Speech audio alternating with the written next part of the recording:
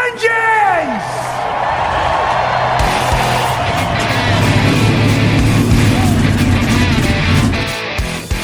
Pick the pace car!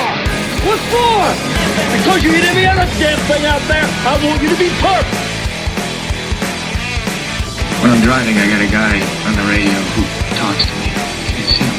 He talks to me.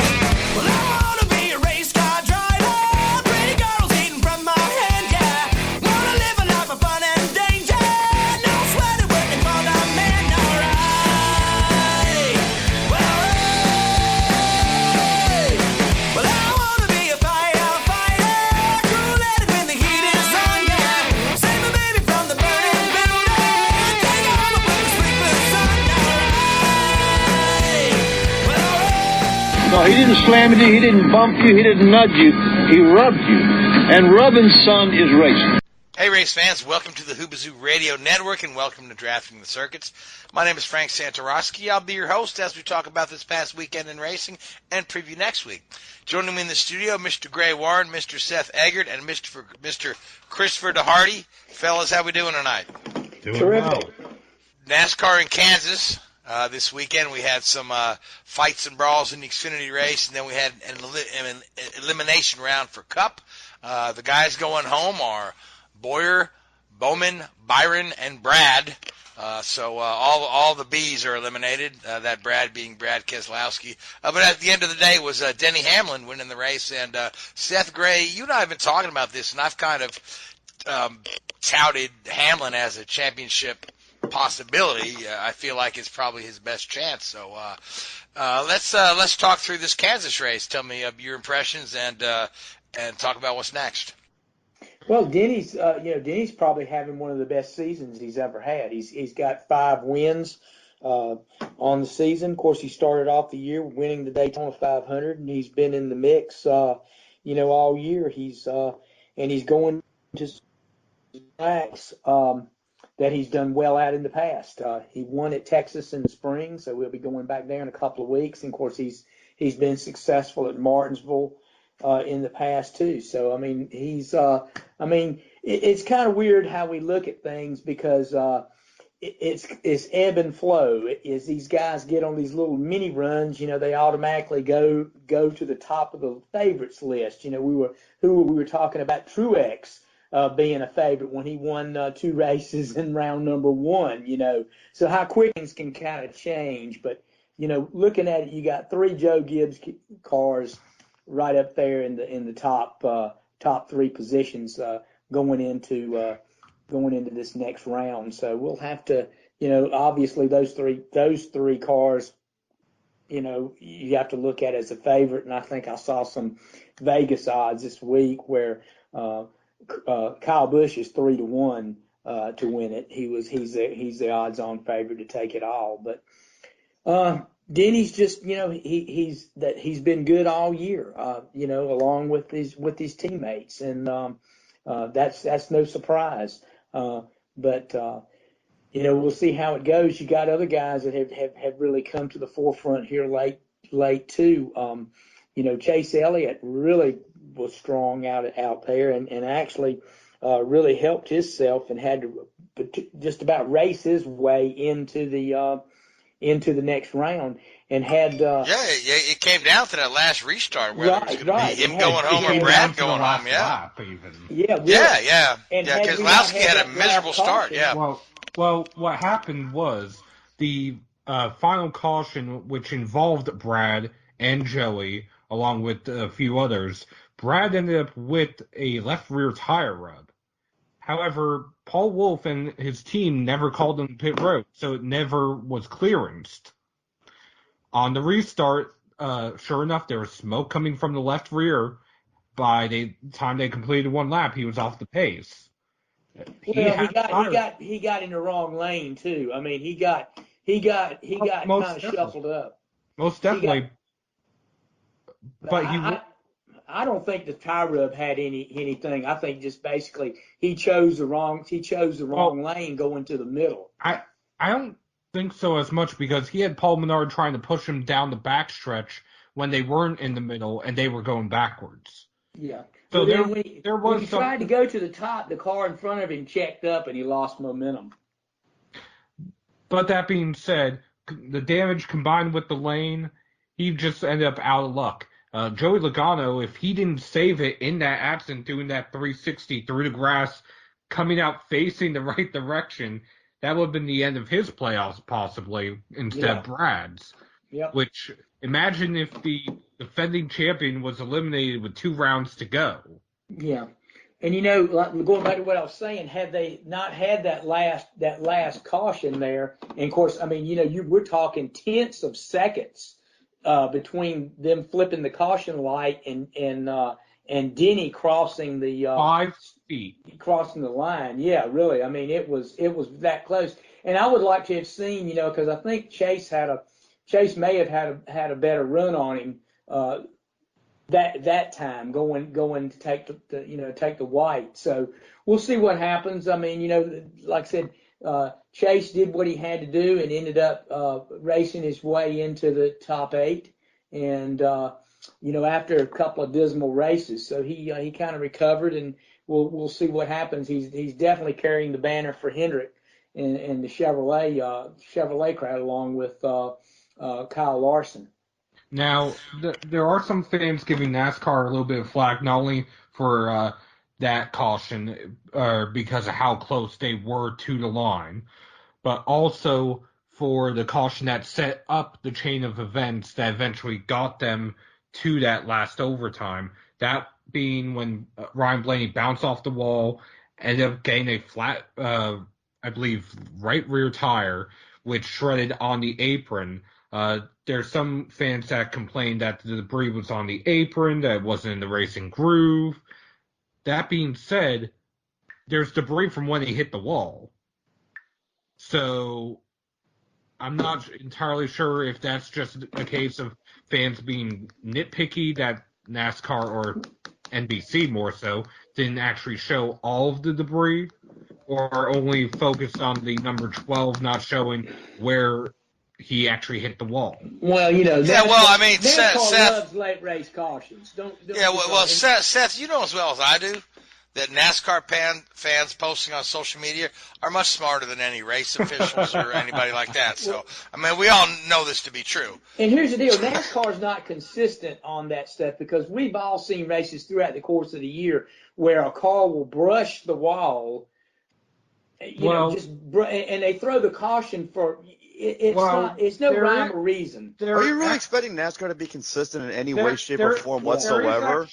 There is actually a reason for the inconsistency this year, and that's that there are 2 different race directors. Yeah. So depending on the race and which race directors call in the shots that day, will decide what they determine is and isn't a caution. I can go along with that. I mean, and like I said, it can be 2 different race directors, but NASCAR's never been really consistent, because I've seen wrecks seen cars brush the fence during the course of this season, and you sit there and wonder, why did they throw the caution? Because all the guy did was brush the fence, and he got down to the inside and was coming to pit road, but yet they throw the caution. And look, NASCAR is going to be opportunistic in situations like that. If the race is kind of single file, and you got a guy sitting out there with a 2-second lead and not a lot of action up front, yeah, I don't blame them. Throw the caution, kind of tighten the field back up. Let's get a restart. Let's make it exciting for the fans. Regardless of what would have happened if they had thrown that debris caution or not, with 2 laps to go in regulation, the scheduled distance, Bubba Wallace had a mechanical failure on the right rear in which the tire actually separated from the car, hub and all. It looked like the brake rotor exploded in the slow motion camera that they had there, that would have brought out the caution no matter what. Mm-hmm. It was somewhat of a scary incident because it happened in the middle of the pack. Somehow nobody slammed into him. The only other car involved was Matt Tifft, who spun into the wall to avoid him. But you had cars starting each and every way, including Brad Keselowski and Joey Logano, which, again, the two of them just were off this past weekend. Yeah. So let me ask you guys this real quick. Now we've had, with the different aero packages we've been trying in different tracks and whatnot, there have been some hits and some misses. What are your guys' feelings on the overall quality of the race at Kansas? I mean, was this particular package able to get, was this a hit or was this a miss? I thought it was okay. I mean, I thought the race was pretty good. I thought it was competitive. If you were to compare it to the Kansas race in the spring, which was under the lights, it would be a miss. But if you were to compare it to a different 1.5-mile track, say Texas, it would be a hit. It just depends on the context and looking at it. Yeah, and I think too when you compare a night race to a day race, you're not comparing you're comparing apples and oranges because the grip level's higher and it can be higher at night. So yeah, it's just you're just going to have a different deal than when you get a race in the daylight and in the sunshine. So, but yeah, I mean it's still a work in progress. I mean you're going to have some races where guys just totally figure it out and get their tires to working better than everybody else, and they're gonna put some distance between themselves and the rest of the field. Other races the field's going to be a little bit tighter, but. I thought it was a pretty competitive race. I mean, I thought they could do some side by side racing. Again, like any track we go to now with this package, clean air is still critical. The car that gets in clean air is still going to have an advantage. And I don't know, with the way these cars are done nowadays, I don't know if you're ever going to get totally away from that.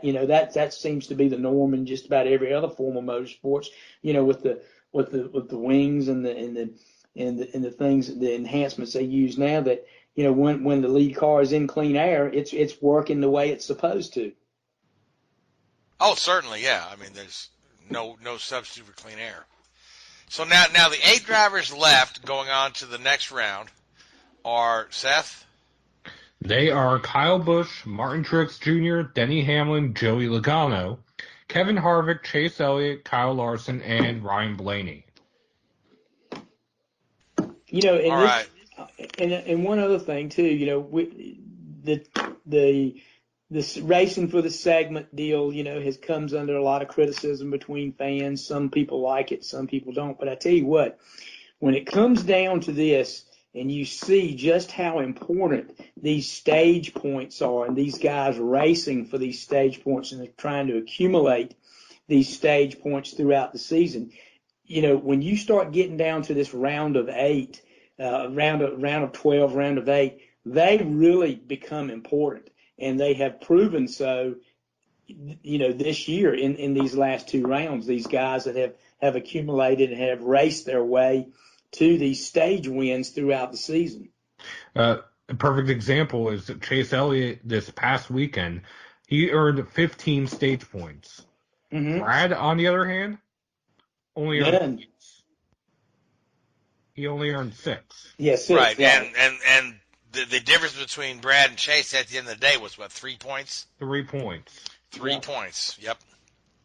And I tell you, we'll probably talk about this in a minute, but looking at favorites to win it, I've watched several things today, and the Penske cars early on in the year were pretty strong, but I don't think now that they have the speed. They in the second half or the last third of the season, they haven't shown the speed that the Toyotas have had during the course of the year. I'd almost say yes and no as far as agreeing with you on that, only because it's more so Brad and Joey don't have speed, but all of a sudden Ryan Blaney does, almost like they flip-flopped. Mm-hmm.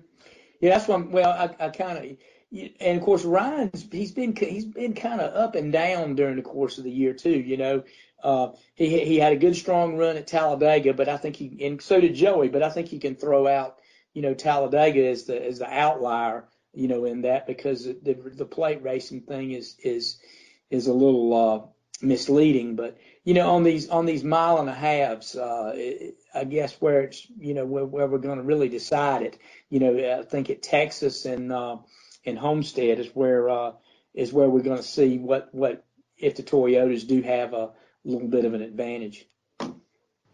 Right. Then in between there, we've got Martinsville coming up next, which is another bit of a wild card race because it's not, it's more of a driver's track there, and not so much a speed or aero. Yeah, you can. Yeah, I always look at Martinsville as a wild card. Just agree with you, Frank. Much like Talladega, because it's it's two opposite ends of the spectrum, Martinsville and Talladega. And, one is the slowest track we race on. Another one is the fastest track we race on. But so many other things can happen, along in there that are really beyond your control at those two tracks. Track position is so critical at Martinsville, and you can get caught up in somebody else's mess there, just like you can get caught up in the big one at Talladega and ruin your day. Yeah, it's kind of amazing how on a track that's 3.5 miles long, you can make up a whole lot more ground easier than you can on a track that's, just under half mile.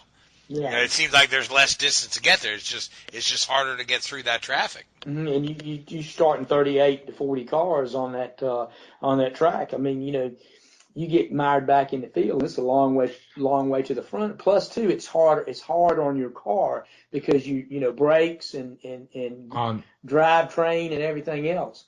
On top of that, they're calling for morning showers the day of the race. There's also showers Saturday, which the qualifying session is supposed to be immediately after the truck race on Saturday. Mm-hmm.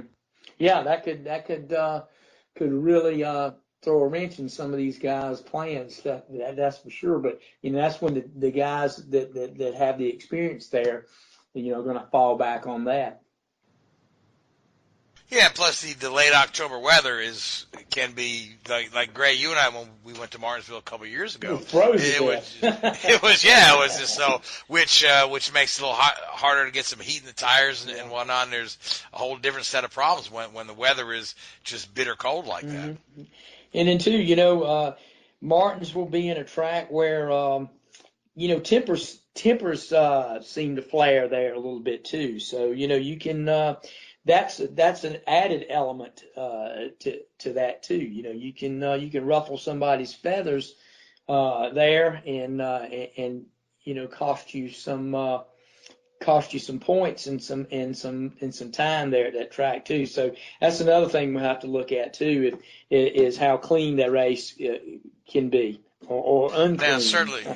Yeah, now that you mentioned feathers getting ruffled and tempers, before we get too deep into previewing Martinsville, Xfinity race at Kansas, we certainly saw some ruffled feathers and some short tempers. So, Seth, I know you followed the Xfinity series very closely. So, we ended up in a literal fist fight after the race.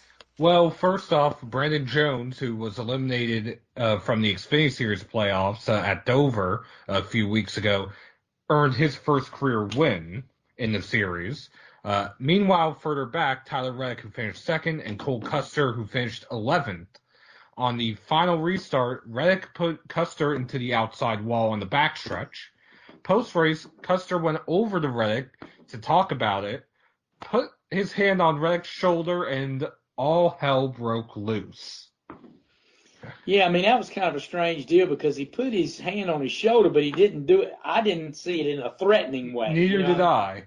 And I think Reddick overreacted to it, and which soon followed by the Stewart-Haas crew members overreacting. Yeah, and I'm gonna say this right now, and this is something that I've been in that situation before as a crewman. I was for 25 years, I was down on pit road and was in the middle of those things like that. And I'm going to say this from the standpoint, and some crewmen will disagree with me, but I think that NASCAR is long overdue to make legislation that when these drivers get in a confrontation like that, if any crewman from any team gets involved in it, they suspend it. And I would make it a stiff penalty. I would go 6 races or 6 months. I don't know what it is. but they'd have no business getting. I know you're going to have people say, well, he's my driver and I need to defend him. Hey, I'm sorry. These guys get out there and they're big boys. They can handle themselves. And they fight with 3,400 pounds of steel. I just feel I've always felt that way, and more so now. I think that they need to stay out of it because that tends to make things a lot worse and escalates a lot more when you get a lot of crewmen involved in it. Let those two guys listen. Those guys ain't going to hurt one another. I can promise you that. Where people get hurt and people get bruised and beat up is when all these other people get involved in it. And I think NASCAR needs to step in and eliminate that by legislating these guys out of the fray. I agree with you, especially considering Cole Custer snuck out of that situation before Reddick and the Stewart-Haas crew members were on the ground fighting. Exactly. He was out of the fight. They were still rolling on the ground. Yeah. Reddick ended up with bloody knuckles, cuts all over his face as a result of the fight with Custer's crew members, not Custer himself. Exactly. And they weren't even the principals in the race. I mean, some of these guys, that's why I think NASCAR really needs to do it, and they need to be stern with it. Well, they need to go in here and say, okay, they got film of it, review the film. Anybody that was in it, do like you do high school football when they review the film. If you come off the bench and come onto the field into the fray, you're suspended. And I think NASCAR needs to do the same thing. Well, here's what I don't understand. Last year, because of a similar situation, made a rule that, at least for the Cup Series, only 2 crew members post-race for each car on pit road. The entire Stewart-Haas team was there. Oh, yeah. That rule is supposed to be for all 3 series. Meanwhile, NASCAR earlier today said that they're not going to issue any penalties for this fight. So why do we have this rule if it's not being enforced? Yeah, I agree. And I tell you, I'll guarantee you this. If NASCAR was to institute such a policy where they would review the film and they would and crew members who interfered or got into it were subject to discipline of it, they would get some attention fast, particularly if they made the infraction harsh enough to where these guys would think. I mean, that's those guys' livelihoods, and they're very important members of a team. I mean, these are the best of the best out there, and if they, if they set them down for a few races, it'll get some attention. It really will. And they can come and say they're going to defend their driver, and I'm all for the team thing, team concept, my driver. But there again, those guys that drive those race cars, they're big boys. They can take care of themselves, and they don't need any help from the crew members to get involved. And if it's one-on-one, that's a fair fight as far as I'm concerned. I agree. All right. So let's where is Xfinity? Xfinity's not at Martinsville, right? Correct. Not this year. But the trucks are at Martinsville. Correct. And the Cup Series is. So where are we at in the truck? Is this elimination round for Truck Series? No, the elimination round for the Truck Series will be at ISM Raceway 2 weeks from now. The trucks right now.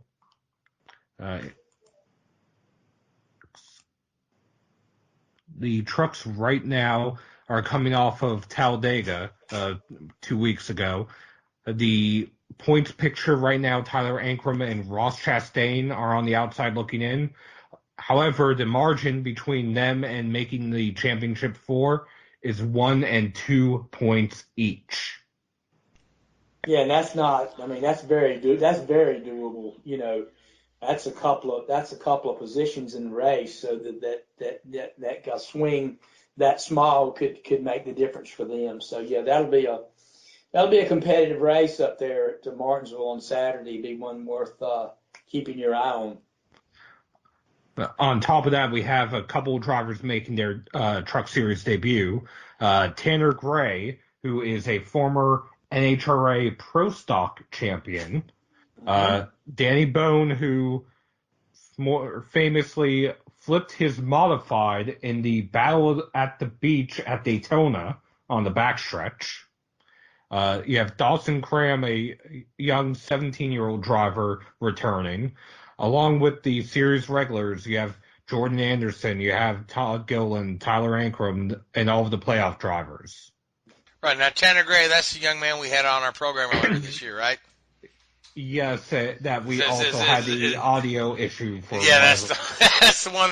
That's the guy that you and I interviewed, but we never aired it. So, oh man, gotta love corrupted files. Yeah, but very, very nice young man. I wish him well in his Truck Series debut. But let's talk about the Cup race, and let's try to pick us a winner, so that Chris and I can talk about some IndyCar testing and off-season news. So, Christopher, I'll start with you. Who do you like for this Cup race in Martinsville? Well, it's Martinsville. It's Virginia. You got to go Denny Hamlin. There you go. That's not a bad pick at all. Now, Gray. I'm going to go with Chase Elliott. I'm going to say that since he's the only Hendrick car left, I'm going to say the Hendrick boys pool their resources now that they've got one car left in it, and they're going to bring their best bullet to Martinsville. And, of course, we know that Chase gets around there pretty good. So I think he's going to claim the checkered flag on Sunday. Certainly, and he's ran there very well in the last couple of years. So Now, Seth, what are your thoughts? Well, I was going to pick Chase Elliott, but since well, you can still pick him. I know I could, but actually, I think we'll have an upset and have a non-playoff driver win. I'm going to take Brad Keselowski. Okay, all right, and I'm going to go with Kyle Busch because Kyle Busch can win on any given track, any given day, and he's been in a little bit of a slump lately, so we'll see if Kyle can pull this off. Now, Seth, did I read a blurb that Jimmy Johnson has a big announcement coming out, or am I dreaming things? Jimmy Johnson stated that Rick Hendrick, or he will let Rick Hendrick know his future plans within the next 4 to 6 months. That time frame mirrors the announcements in the past of Dale Jr. retiring, Jeff Gordon retiring, several drivers at this point. Certainly. So I mean, should we read a lot into this? Should we say this is maybe Jimmy, calling it quits? Because I mean, as recently as 2 years ago, I think he was saying that he's still feels like he's got 5-6 good years left in him. Well, but it has been frustrating for him the last 2 years. Well, he does say that, but at the same time, he recently opened up that he doesn't feel like he's feared on the track anymore by his competitors. He doesn't feel that he's getting the same amount of respect he once had. That he's getting pushed around more and all sorts of other things, essentially. So whether or not that might have a factor, because I have not heard him open up like that before. So yeah, and that could be a little bit of the changing of the guard kind of thing too, because I mean a lot of the guys that he might be referring to are some of these younger guys that are coming onto the scene, and really they don't, they weren't around when Jimmy was at his career was at its zenith. So I mean, these guys, they don't know, he's just another competitor on the track, and they'll go up against anybody. And when I talk about that, I'm talking about, Eric Jones and Ryan Blaney and Chase Elliott and those guys, So, but there again, we could be seeing a announcement of a Jimmy Johnson farewell tour, so to speak. So, that could be the case too. Might want to do one more season. We've seen a lot of really fine drivers go ahead and have that farewell tour. Let me ask you this: when is Jimmy's current contract? Does it expire at the end of 2020? The end of 2020. Yeah, that's what I'm saying. I have heard that that other things too that they expect. There's been some speculation that he may run an honor through his current contract and then call it a career at the conclusion of that, or at least step back, after that. Now, Yeah, because he's recently been floating the idea that he'd like to jump in an IndyCar, not on an oval, but he said he'd like to try it on a road course. And it's like, at first I'm like, yeah, Jimmy's just giving the reporter the answer to the question that he wants. He's, oh yeah, sure, I'd like to try that, because who wouldn't like to try that? But Jimmy said it enough recently. I wonder if he's wanting to, cut back to a very part-time schedule in Cup and just try some different things. Speaking of that, or to that real quick, Kurt Busch on the other end. Kurt Busch on the other end of the spectrum, over at Chip Ganassi Racing, is close to signing another extension, which would be either 1 or 2 more seasons, so either 2021 or maybe even 2022. That being said, he's also expressed interest in running Indy again, doing the double, which that only came up after the recent test of the aero screen, which, granted, he's run the double once before, but a combination of either sponsorship or the team he was driving for at the time or recent events in IndyCar have led him or Jimmy or a few others to be hesitant at first about running in IndyCar until some of the recent safety updates have come into play.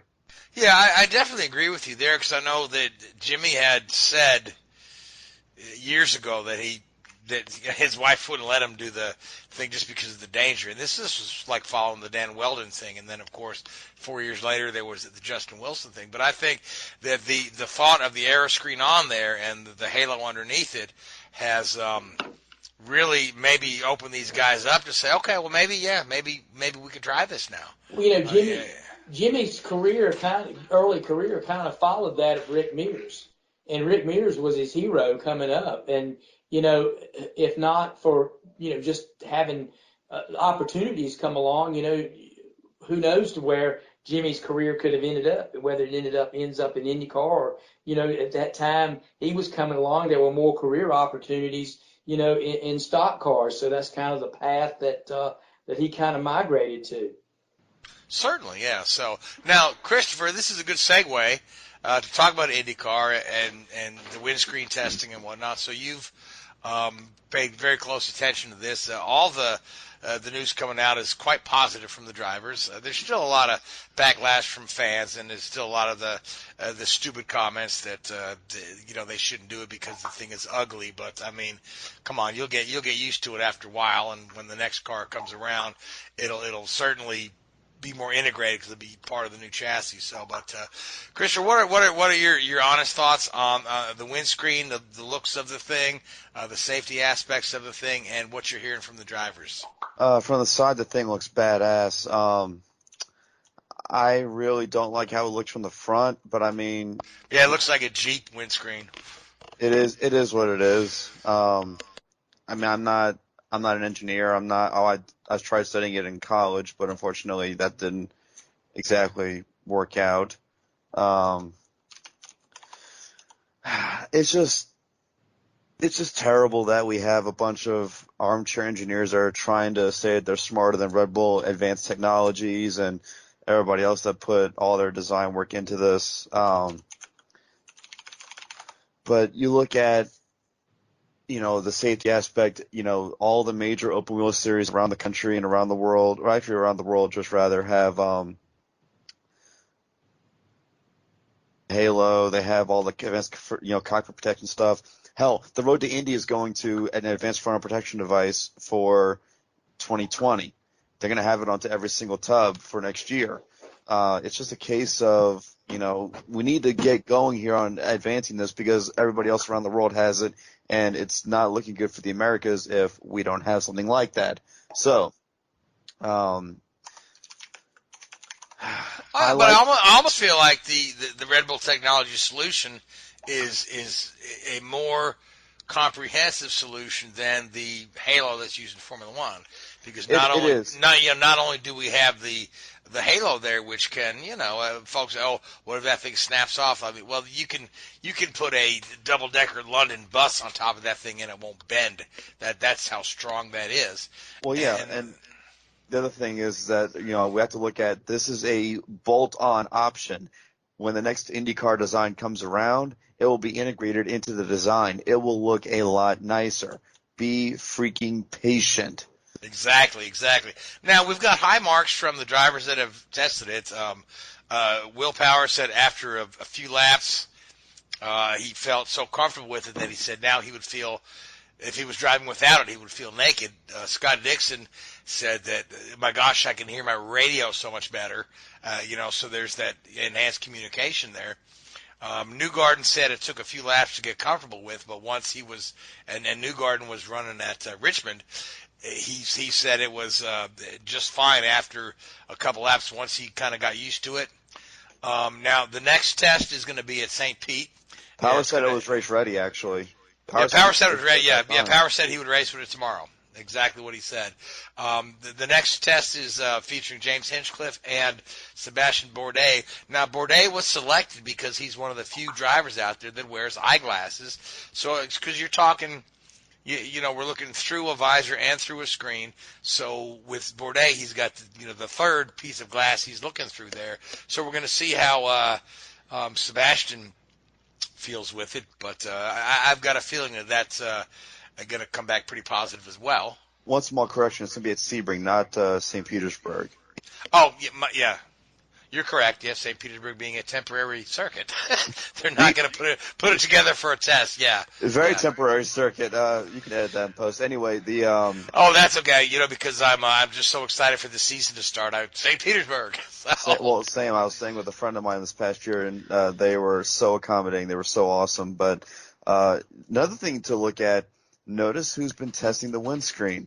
A Honda driver and a Chevy driver every single time. Do you know who's testing this windscreen alongside James Hinchcliffe. A Chevy driver, which should put to bed all of the things that people have been saying he won't be driving for McLaren next year. So let's talk about this, because this is one of the things I wanted to bring up with you. Yep. Because what I'm hearing from the team, James's initial reaction was, I'm happy to start this next phase of my career. Sam Schmidt has said that we're on board with James. Zach has said we're very happy with James. The people that keep wanting to put James Hinchcliffe in a Honda are a Mr. Robin Miller and a Mr. Marshall Pruitt, who keep liking to put the phrase in every article they write that McLaren has not confirmed their 2020 drivers yet. I mean, are they? I just, and I respect the heck out of Robin Miller, because I told Robin Miller once that he was absolutely wrong and crazy, and this was back when I was covering kart a long time ago, and Robin was telling me he's going to break a story that Michael Andretti was going to buy Team Green and bring it to the IRL, and I thought Robin had fallen off the wagon and started drinking again, but it turns out he was absolutely right, so I've never doubted him again. Well, he never drank in the first place. Well, okay, but his major problem was gambling. But at the same time, he keeps putting this out there that and Pruitt's right alongside him with, they haven't confirmed the drivers, and I don't see but everything coming from the team and coming from James. And one of my closest friends is James's older brother, Christopher. But Christopher won't tell me shit. But he says, James doesn't even think that there's a Honda thing in the works. So is this just these guys trying to draw press to themselves, or I think they're trying to or are there really legs to this story? Is there really a possibility that Hinchcliffe might be in a Rahal car or in a coin car or something else like that? What are your thoughts? I don't think he's going to leave, because everybody they all have contracts already in place. Now, granted, Hinchcliffe does have a lot of backing from Honda of Canada. They are, and there are certain legalities with that are way beyond any pay grade that I'm a part of right now. That being said, I think that his teammate situation is going to be as interesting as the Hinchcliffe situation itself, because, I've heard, through reading and through other things that, they might look at Oliver Askew, but then all of a sudden, look at this. Patricio Ward is no longer doing the Super Formula deal. So is he in the frame for this McLaren seat? Because Zach Brown had breakfast with him at Long Beach? I don't know. That's a really strong rumor right now that Pato O'Ward is in frame for that seat. Now Askew, he's been testing with Ed Carpenter, correct? Ganassi. Renus VK was testing with that. Oh, yeah, right. Ed Okay, Carpenter. right. So, and now Askew has scholarship money to bring to somebody. So he'll be in a car at least on a part-time basis for somebody. But O'Ward, and the whole thing is the verbiage in O'Ward's own statement that Red Bull went ahead and let him go because they felt there were opportunities for him to pursue in IndyCar. And then O'Ward, comes on to say there's something exciting in the future. So this really could be that they're going to team him with Hinchcliffe there at Arrows, McLaren, Schmidt Peterson. Let me ask you this: As what another about writer said, Alonso? spam. What about Alonso? I don't think he's going to do a full season. I think in the past he has said that he's not interested in doing a full season. But I think we'll see Alonso at Indy, whether it be in the McLaren car or like the 15th Andretti car. He'll be at Indy somewhere. Well, it won't be an Andretti car because of Honda. At least I don't think so. That's true. I think as long as they prepare the car properly and actually paint it the right color, it should be a lot better. Good God.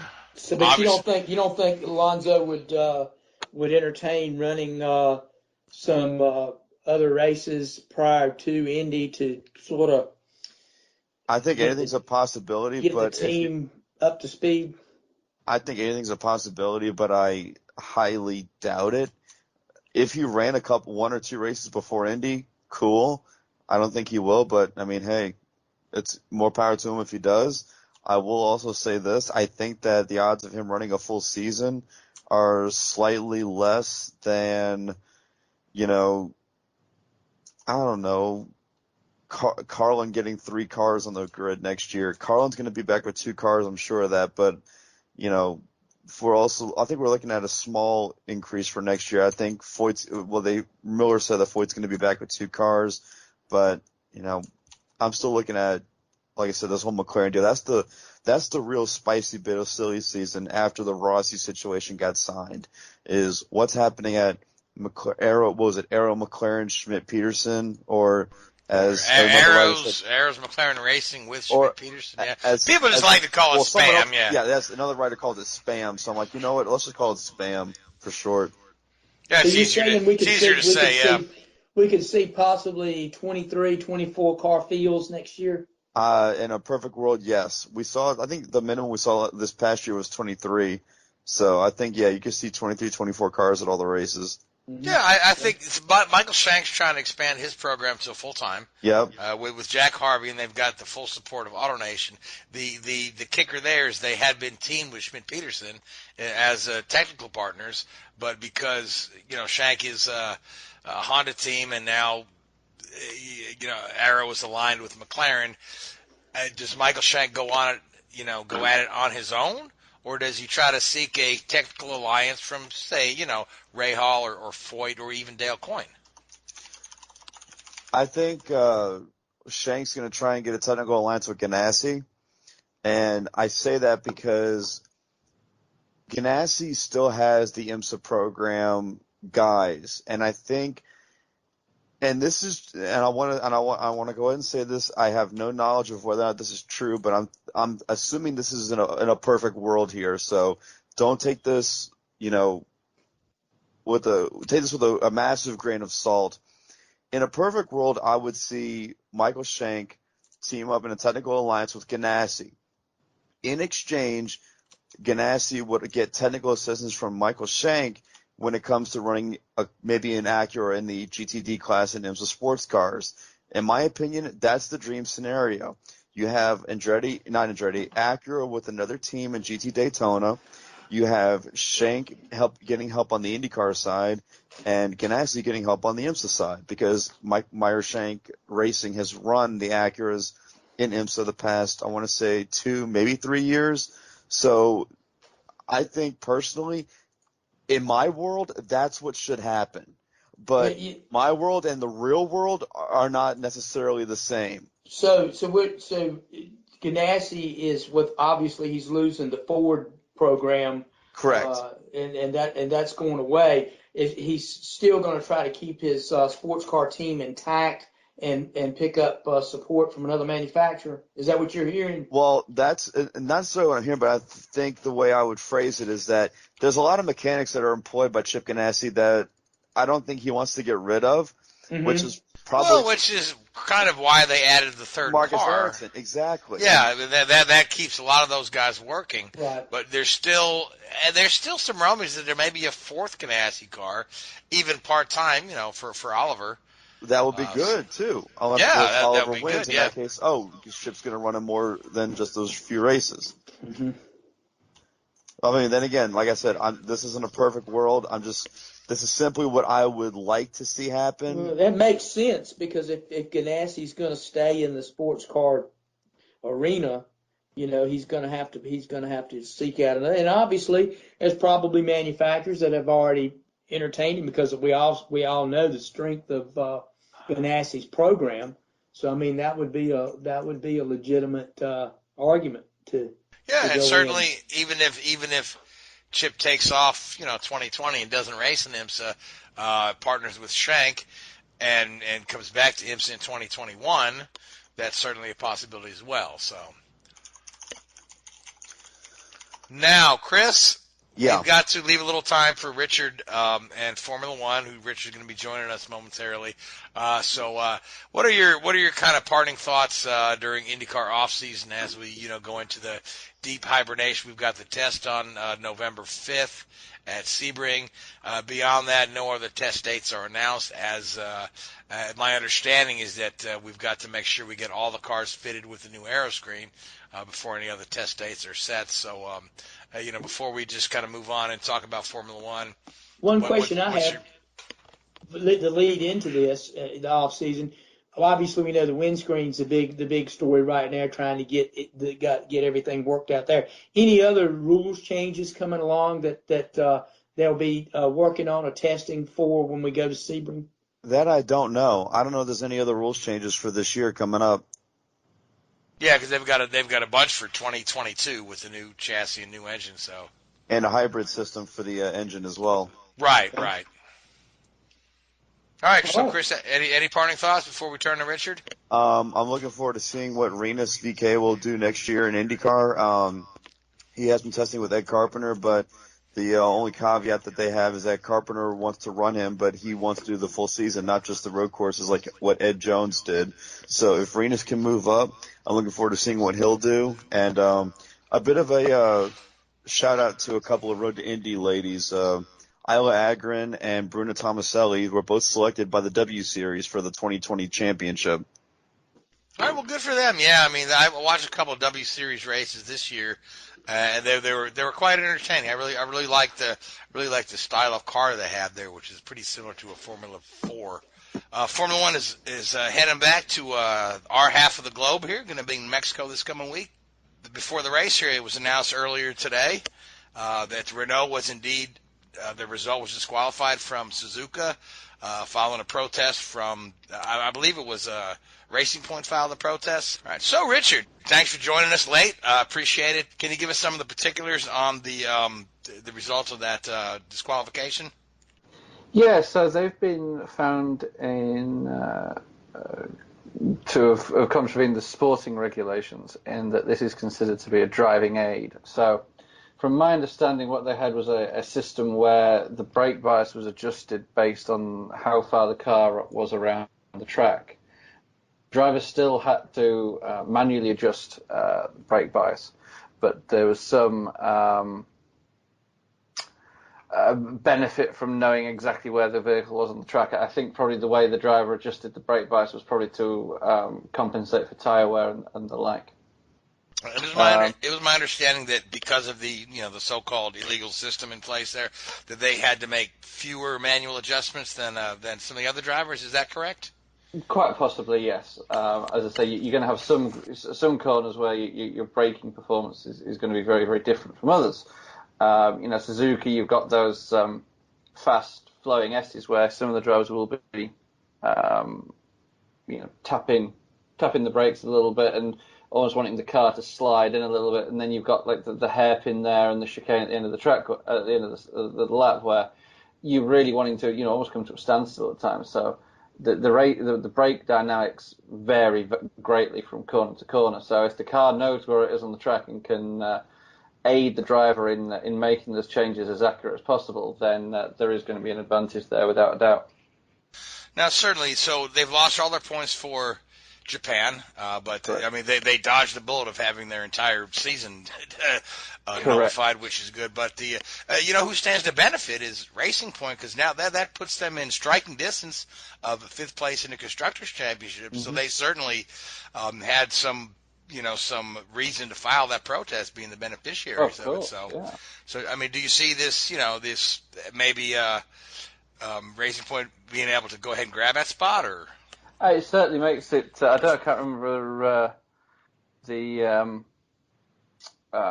points differential between the two, but certainly it brings it back into play. And what typically happens, and we've seen this in the past in Formula One, and we probably see it in other forms of motorsport as well.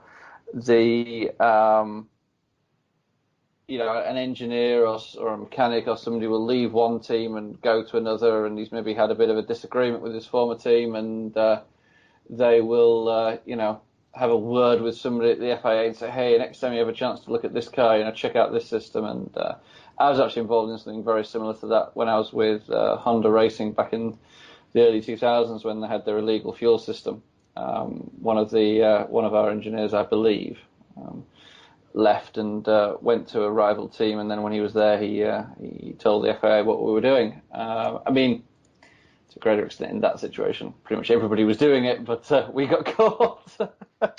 Yeah, somebody spilled the beans. Yeah, so we're off to Mexico, which is again is one of the classic circuits. It's the ones that you and I really enjoy more than the Tilka Domes that you say. But it is the highest altitude track on the schedule, and it does affect the performance of the cars somewhat. Now, very much. Hamilton has been pretty public saying he expects to struggle against the Ferraris, but then I read another report that this, the higher altitude will maybe hinder the Ferrari with their faster engines. So, I mean, what are your thoughts? What do you feel like we're going to see when we get to Mexico?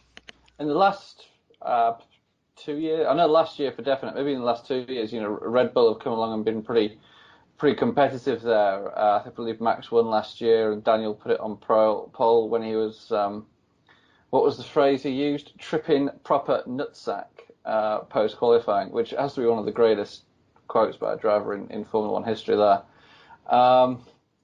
But the Red Bull have been able to compete there, even though they've had the less powerful Renault engine for the last few years. Now they're obviously with the Honda engine. It'll be interesting to see how they do. However, the gains that both Ferrari and Mercedes have made in recent months will probably negate that, and I expect Red Bull to be sort of propping up that sort of third place on a pretty steady footing. But yeah, certainly running at a higher altitude there, the air's a little bit thinner. It certainly takes the edge off the need for the raw power generation. The engines run a little bit less. I wouldn't say less efficiently. They probably run more efficiently, but it certainly helps the less powerful engines, sort of make up for some of their loss in performance. Right. Now, again, we'll get back to Hamilton's comments. Now, it certainly seems to me, at least, that Ferrari has had the better car on the more recently, the more powerful car, just a better car. But Mercedes rather, has still been winning these things on a race strategy. Ferrari seems to have not figured out that particular aspect of it as quite as well, or you could just call it dumb luck too. The Mercedes guys, whatever can go right just happens to fall in their lap. So, I mean, do you think Lewis really has anything to worry about? I mean, he can clinch his sixth championship this week. That puts him in very rare company. There's the only other guy ahead of him. Once he gets six is Mr. Michael Schumacher. Yeah, he wasn't bad, was he? No, and this is one of the things that leaves a bit of a funny taste in the mouth, I think, with Mercedes. They play this whole sort of attitude of, oh, well, we're not going to celebrate until they've won it. Come on, guys, you've won it. Let's stop being silly. They've done incredibly well again this year. In all fairness, Ferrari didn't raise their game early enough in the season. They showed glimpses during pre-season testing, and Charles Leclerc should have won in Bahrain until he had his curves failure. Now, I think that the whole Ferrari underperformance throughout much of the year actually has a lot to do with the issues we saw in Bahrain. I think during pre-season testing, it was cool in Bahrain, and they didn't really, cooling wasn't such an issue for the hybrid system. They then turn up to Australia, and it's, this is really hot. We're going to have to be a little bit careful here and, turn things down a little. Then they sort of, okay, well, we coped okay with that, so we're going to go to Bahrain. Oh, let's turn it up a bit now and see what we can do. And because it was a lot hotter in Bahrain than Melbourne, and they suffer those failures. So that may have scared them a little bit. So I think Mercedes have been a little bit fortunate this year with Ferrari sort of, I don't want to say imploding, but not being as competitive as I think as people would have expected. And slowly throughout the year, they've got on top of these issues, and they have been, you've seen pretty much since the mid-season break, coincidentally, that, that they've certainly picked up the pace. Certainly. Now, what are your thoughts on Vettel? Now, it's always rumored that Vettel's leaving Ferrari, and we've talked about this at length, and we've discussed it. He doesn't like when a teammate comes in and beats him. So, you feel like he's going to be back in the Ferrari next year, or? Oh yeah. Yeah. I think so too. I think a lot of a lot of silly season speculation comes from people connecting dots that aren't there, and they're making their own dream scenarios happening. Especially those folks that feel like Alonso's going to be back in a Ferrari next year. So yeah, I mean, I think credit where credit's due to Vettel. He's certainly picked it up the last few weeks. That good win out in Singapore, and he was certainly very competitive in Japan, and probably arguably should have won that race if it wasn't for that false start sort of hiccup. So I think he's certainly picked the game up. I think that the media and the press are making this huge Vettel-Leclerc rivalry. I don't think there is one yet. Personally, I think that Vettel respects Leclerc. I think he sees him as a very, very competitive driver. I think the whole Red Bull thing, when Ricciardo came in, had just run its course, I think, naturally. I think Vettel needed an opportunity to move on and go somewhere new and try and test himself against in another environment. And he did that, and he's obviously done that with Ferrari. So I think he's going to stick it out. The whole feeling at Red Bull will be interesting to see what they do with their driver selection for next year, who they pick to go alongside Verstappen. The interesting thing is, you look at what Pierre Gasly's done in the last couple of races since he's been back at Toro Rosso, and you think if he hadn't been at Red Bull for the first half of this year and massively underperformed, you think, wow, this guy's amazing, this guy's great, get him in a Red Bull. Of course, we've been there, done that, got the T-shirt, and it didn't really work out for the guy. And it's interesting talking to him. It does sound like it was a political thing and a pressure thing rather than an ability thing. The guy's obviously a very, very talented driver, and it just wasn't working out for him for whatever reason. So, will be interesting to see what Red Bull do, and that could, in some point in the future, have a knock-on effect on what Vettel does. Whether it does or not, I don't know. He may end up going back, but I think it'd be a big step back for Vettel, for Red Bull to sort of undermine their junior development program again. Again, yeah. So, well, Rich, we got about a minute left in the show, so if there's any anything that you want to get in here, we'll get it in quick, and then we'll make some picks for Mexico, and then we'll have to get off the air. So any final thoughts for this week? Anything we should look for as the circus enters Mexico? I mean, I don't think Hamilton will win his title in Mexico. I think he's probably going to win it in Austin the following race.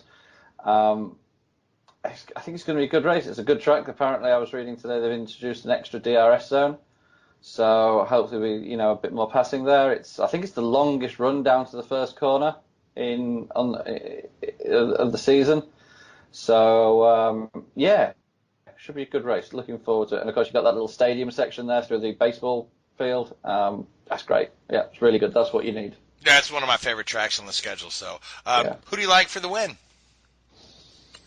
Ooh, I'm going to say Vettel. Okay, and I'm going to say Charles. Yeah. With that being said, we are out of time, so I want to thank you, Richard. I want to thank you, Gray, and Christopher, and Seth.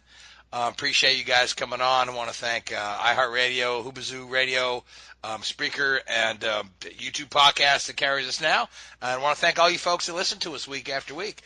Till next week, good night. WHOOBAZOO, that's Hoobazoo.com.